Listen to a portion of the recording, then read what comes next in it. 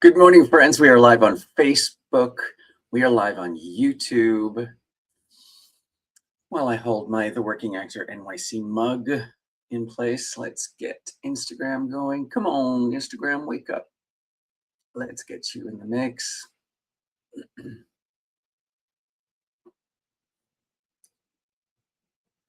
And here comes TikTok.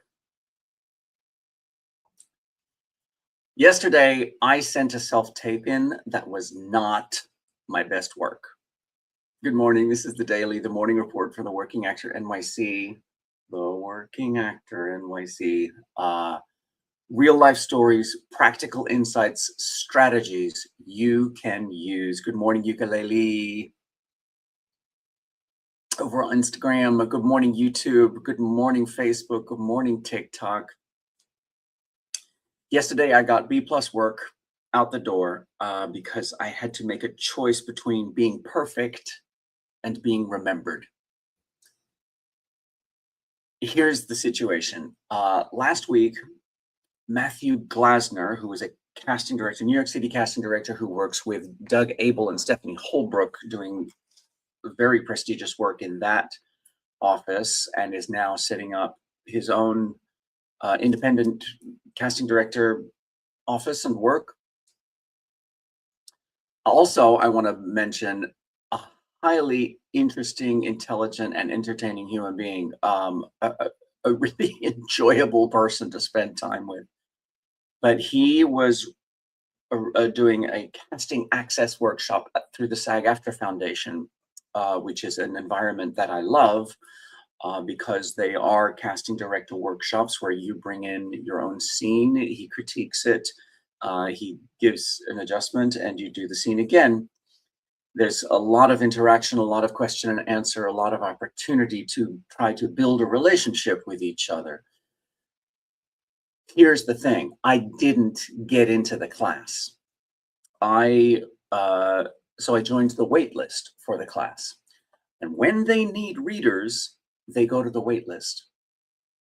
So I did not make it in as one of the participants in the workshop. I made it in as the reader.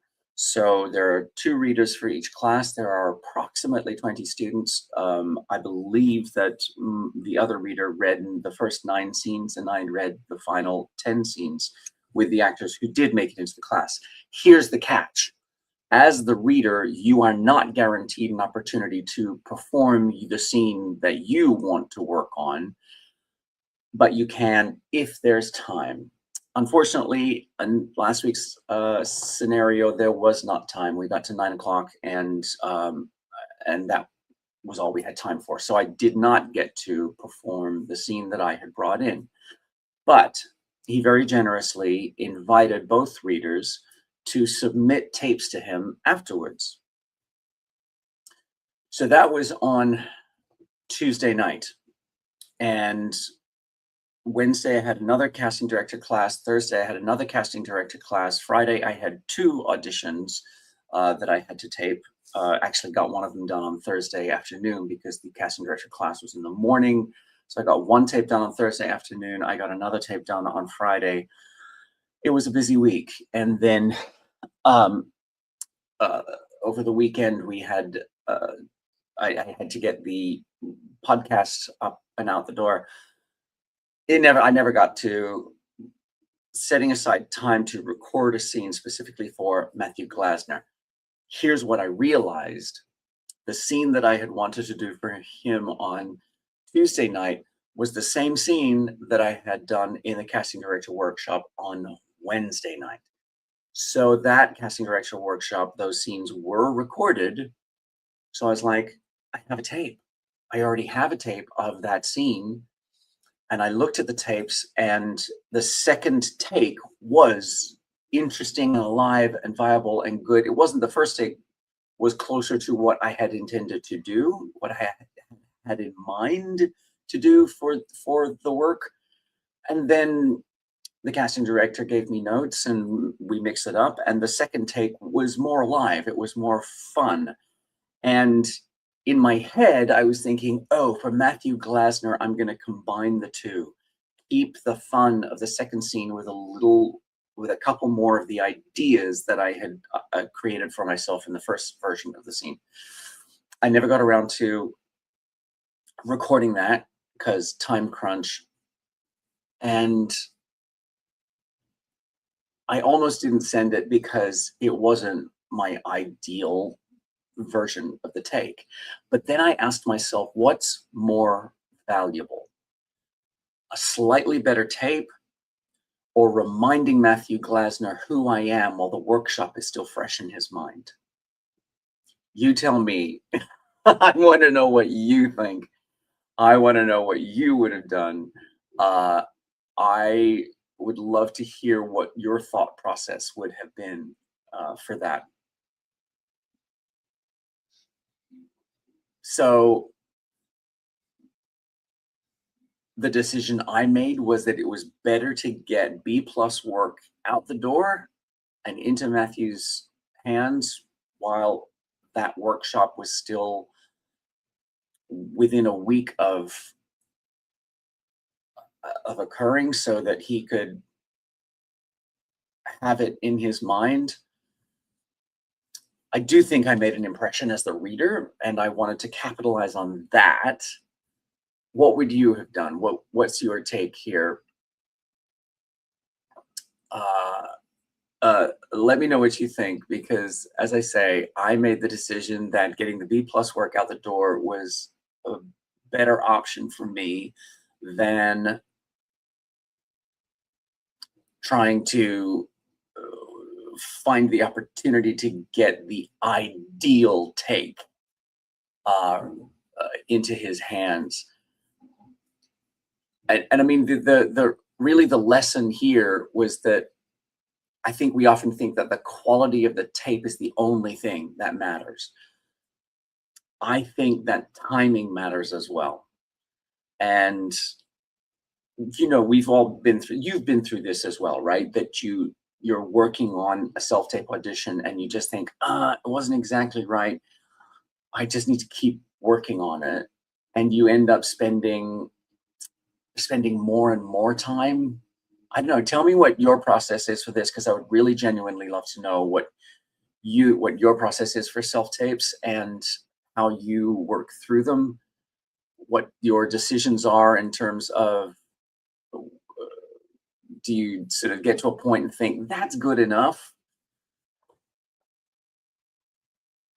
Let me know what you're thinking. I would love to hear Barry, Gems, Hannah, let me know what your princess, let me know what your process is for determining whether or not you hit the tipping point on the self-tape, or whether you keep going and keep working on it and keep hammering away at it. Let me know what your process is for self-tapes. Like I say, I made the decision that I had a tape that was good. And it wasn't ideal, but it was good. And I just wanted to hit it out the door to this casting director while our in-person meeting was still fresh in his mind. Let me know if you would have made a different decision. Hi, Laurie Turner. Hi, Fung Pham. Hi, Soph. Hey, Fung Pham. I love it when people call me Unc. It's Uncle Actor over here. 25 years over 25 years as a working actor in New York City. I've got lots of experience, lots of stories to share, lots of experience to tell. And thanks, Fung Fung. I appreciate the support. This is the morning report from the Working Actor NYC. We've got real life stories. We've got practical insights. We've got strategies you can use to build your acting career. Let me know what you're working on in your acting career. Thank you, Audrey. I appreciate that. There may be some people who would agree with you about that, and also some people who wouldn't.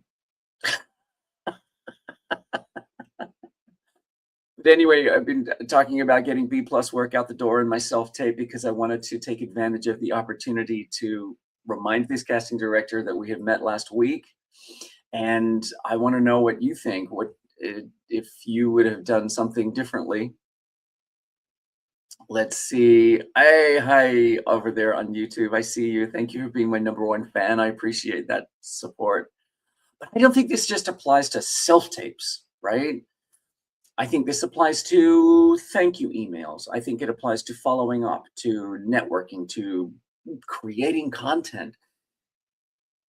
Sometimes opportunities don't disappear because someone says no, they disappear because we waited until the moment has passed. And I think that we can use that as motivation to keep the momentum going. That's, momentum relies on timing. And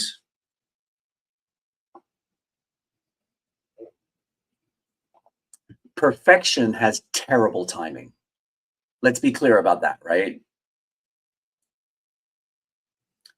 What would you say is the biggest drive to get you to join the acting world? To get me to join the acting world or to get you to join the acting world? I think that most actors feel strongly that it is the thing that acting is the thing that lights them up. It's the thing that excites them and ignites them in a way that nothing else does. So I would love to know, Feng Feng, what would be the thing that get you to join the acting world if you're already an actor and you've already felt that excitement and that fire for doing the work and performing, whether that's on stage in front of an audience or in front of the camera, uh, where you have a more intimate experience but still creating something magical, something that you feel excited about.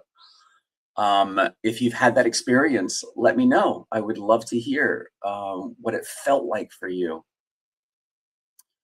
Um, Feng Fang says, well, it is actually the thrill of being immersed in a certain situation. I love that. It is that thrill of uh, uh, allowing yourself to behave in a situation that you've never been in before. It's that thrill of what would I do, and you get to actually do it. It's not for real, but it's for real in that moment. You suspend your disbelief and you act as if it were true. Uh, I agree. It is just that thrill of doing it. Then, when you decide that you're going to do it professionally and you're going to make a living from it, like I have, I've been a working actor in New York City for over 25 years now. I've done Broadway, film, television, and I still love. So once you've hit that point that you've decided you're going to make a business from being an actor, then you have to become a business person as well. And that's the interesting. Hello, Kim Suho. I love that you're here. Thank you for being here. Thanks for joining me. This is the morning report from the Working Actor NYC. I'm here at 8 a.m. every morning on cross platforms, 8 a.m. Eastern, across platforms. We're here on YouTube, on Facebook, on Instagram, on TikTok. So thank you for being here. Interesting content from Oa Tana Siam. Thanks for letting me know where you are right now. Uh, but it is that thrill, Feng Fam, of you find that thing. For me, I was when I was a teenager, I was in an environment where I was surrounded by people who were great at sports. I was not great at sports, and uh, I found theater and I found performing, and I was great at that. Kim So I love that you're going back and forth about where people are when they're using TikTok. Uh, and I found that thing where I felt undeniable. I found that place. The theater was the place where I was like, oh, this I can do. This is where I'm good. Fun fact, I actually started acting by myself in my own bedroom, a couple of toy guns. Fair enough. Make believe, right? Acting is still make believe, and whether we started that when we were little kids in our bedrooms, or acting out at for me, I sort of feel a little bit like I remember performing at family barbecues, picnics, that sort of thing. So I hear you. It can start early. I think in primary school I was the prince in a play that we did about the princess and the pea. I think that was my very, very first time performing. I have vague memory of that, and I must have been 5 or 4 or 5. I don't know. I don't remember. But I'm still doing it. Still here. Hi, Malaysia. Hi, Mr. Nobody from Malaysia. When was I in Malaysia? I was in Malaysia in January of 2024. Oh, that seems too long ago. Oh, just the best food. We went up into the Cameroon highlands, visited a tea plantation. We went to Kuala Lumpur. Yeah, I had a wonderful, wonderful time in Malaysia. Oh, we went to Penang. Uh, Spent a little time on the beach, but mostly it was about enjoying the old town. And such a wonderful time. Food adventures. Loved roti canai. It's one of my favorites. There are a few restaurants nearby here in New York City where we can get roti canai. It's food adventures. We just love food adventures. Nasi lemak, had plenty of nasi lemak. What was the other? Oh, I feel like we had some rendang while we were there as well. Oh, now you're making me hungry. I haven't had breakfast yet. Mr. Nobody, you're making me hungry. Ketupat rendang. I don't remember ketupat. I can't remember what type of rendang we had, but the other thing that I loved, I have not been to Vietnam. One of my dear friends just spent a few months traveling through. Vietnam was her main stop, but she also went to Laos and Thailand, but she wanted to spend most of her time in Vietnam, and I'm just dying to go. I do love Vietnamese food. There are a lot of There's too much to choose from. That's the thing, and I'm an adventurous eater, and I love a food adventure. I think that's the main reason to travel. All right, friends, I still have work to do today. I still haven't nailed down the workshop that I'm creating, which will be out before the end of the month. Your acting uncle is putting together a workshop. Let me know if you'd like to join. Send me a DM or a comment wherever you are watching from. Hi. Oh, wow. Lots of people. I'm going to make you laugh and enjoy. Thanks for being here. What have I performed in? I've done 3 Broadway shows. Mary Poppins is the one you would have heard of. The other 2 you probably wouldn't have heard of unless they're a huge super fan. Scandalous, The Life and Trials of Amy Semple McPherson, and Title of Show is my Broadway debut. Cult favorite. Hi there, Jody Arias, 26. Thanks for being here. So those were the 3 Broadway shows that I've been in. On television, Elspeth, Gossip Girl. Full Circle was the Steven Soderbergh 6-episode drama that Steven Soderbergh created. I was in that. So yeah, I've made a living for over 25 years as a working actor in New York City. So yeah, that's what I've been in. Thanks for being here, friends. I have to get to work on my workshop so that I can get the details posted of you. Feng Feng wants to know, have your parents been supportive throughout your career? They have. It's interesting. they just didn't know anything about it. I think they were skeptical but supportive, and so certainly encouraged me to find something to fall back on. And I was just like, no, I'm not going to need something to fall back on. And honestly, it was kind of true. When I first arrived in New York City, I did have to support myself by working in restaurants, but I gave up restaurants over 10 years ago now, which thankfully. I do still have a side career. I am a landlord.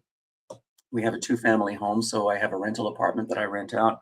So, I mean, and I know very few actors who don't have a variety of income streams. Even, I guess, the most successful actors that I'm very good friends with has rental properties. So I feel as though once you get to a certain point, being a property owner is a good side career. Um, but yeah, I have always my motto has always been the work always shows up. I've always got something to do. I've always got an income coming in, and now I have diverse income streams, and so you know it works. So my parents were skeptical but supportive. So that's a really good insight and motto. Thanks, Fong Fong.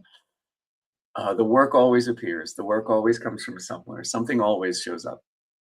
That has been my experience, and I hope that's something that you can use in your career. I'd love to know what kind of performance you do in Vietnam, Phong Pham. Are you still performing today? Let me know. Um, I'd be really interested to know what the performance opportunities are like in Vietnam. Because it's not something I know about. Early in my career, when I was still living at home in Australia, I got the opportunity to perform in Thailand. A property developer built a huge 1,600 seat auditorium in Chiang Mai in northern Thailand and asked an Australian producer to put shows into it. And so I had the opportunity to perform in Thailand, in Chiang Mai, for 3 months, which I just loved. I had such a great adventure. Fong Fong, well, I don't perform anymore, but yeah, we did like reenactment of monumental events in our history. Reenactment, that is absolutely performing, my friend. I'm glad you had that opportunity and that you felt that thrill. I know, I love that you felt that thrill.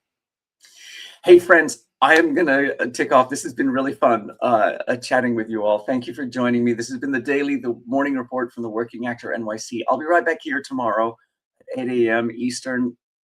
Please come back and join me and let me know what you're working on in your acting career. Wherever you are in your acting career, you got this. Keep going. All right, my friends, I'll be right back here at 8 a.m. tomorrow. I'll see you.